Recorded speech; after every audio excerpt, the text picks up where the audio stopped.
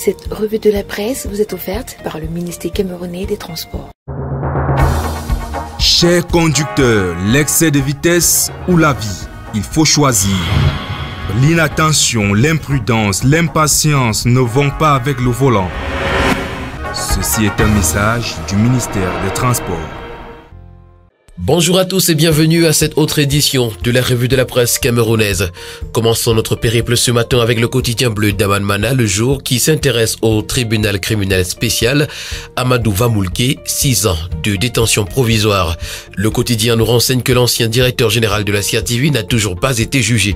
L'information ce matin, vous l'aurez en page 3. En petite une, on parle de droits d'auteur. Près de 650 artistes bientôt à la caisse.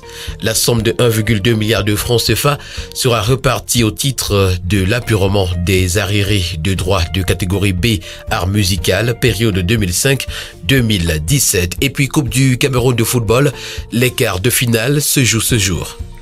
La Nouvelle Expression parle de révélation ce matin. Le commanditaire de la mort de Moumié titre ce matin le journal.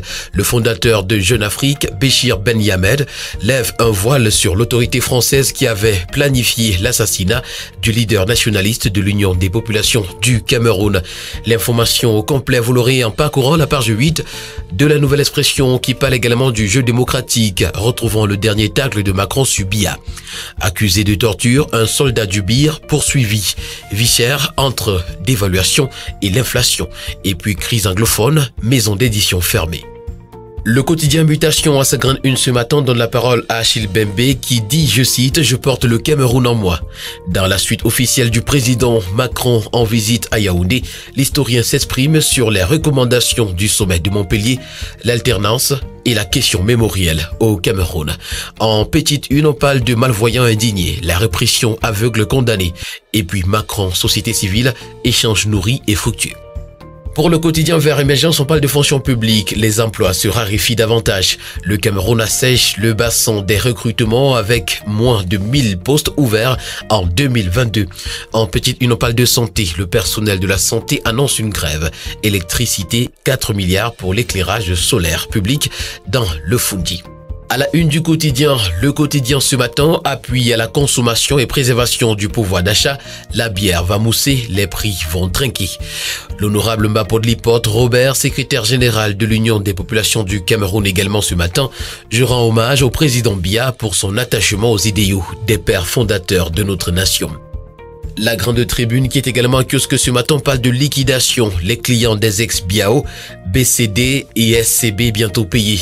La société de recouvrement des créances du Cameroun, la SRC, vient de mettre en vente des immeubles appartenant aux débiteurs de 3 banques en faillite. Ces biens immobiliers ont été saisis lors de la liquidation de ces banques pionnières du portefeuille de la société de recouvrement des créances du Cameroun.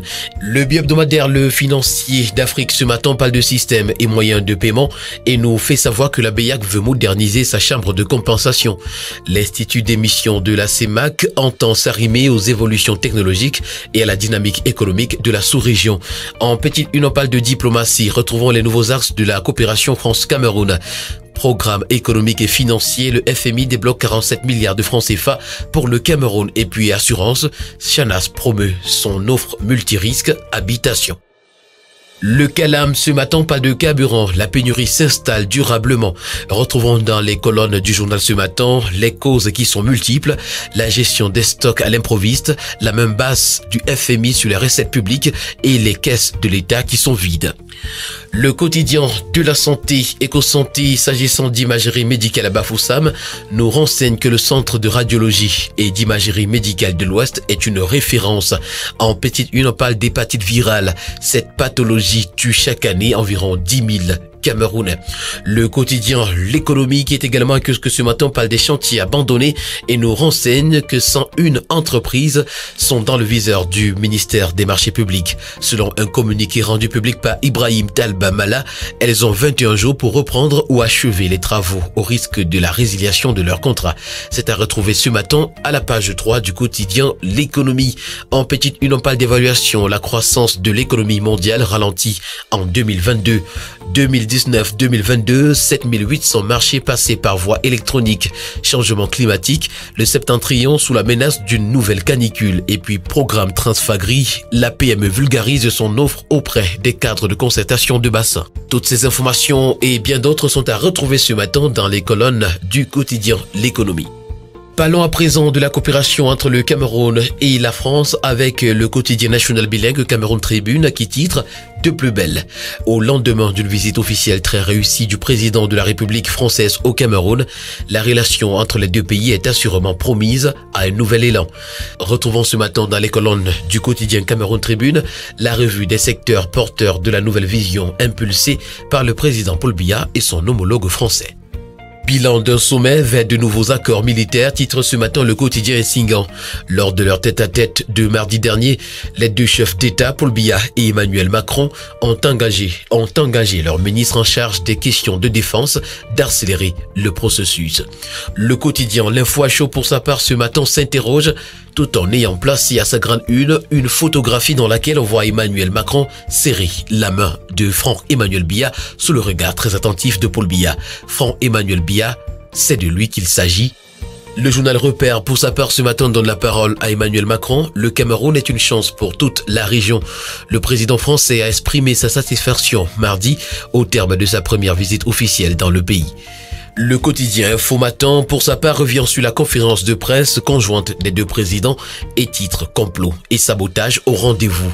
Micro qui grésille, sono approximative, les ennemis de l'intérieur ont délibérément voulu nuire à l'image de Paul Biya le 26 juillet au Palais de l'Unité, en montrant en Mondovision lors de la séance des questions-réponses que l'audition du chef de l'État a pris un coup du fait du poids de l'âge, nous informe ce matin en commentaire le quotidien Info Matin qui parle également de succession.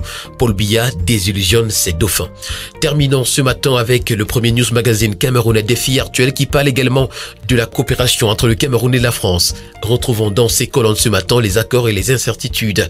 Ce que les chefs d'État se sont dit, les coulisses d'une visite hyper médiatisée quand Macron snob l'opposition, l'intégralité des réponses de Biya et Macron à la presse.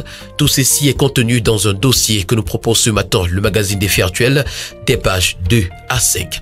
Mesdames et messieurs, c'est ici que prend fin cette autre édition de la revue de la presse camerounaise. Merci d'avoir été à l'écoute. Bonne journée à tous.